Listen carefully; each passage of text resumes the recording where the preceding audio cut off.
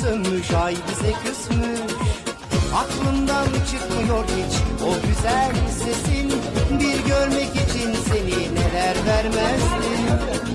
Merhaba. Bir efsaneydi efsaneydi senle beraber olmak. Gözlerinde buluşup ellerine dokunmak. Saatlerce uzanıp hep yanımda kalmak. Bir efsane senle beraber olmak. Bir efsaneydi efsaneydi senle beraber olmak. Gözlerinde buluşup ellerine dokunmak.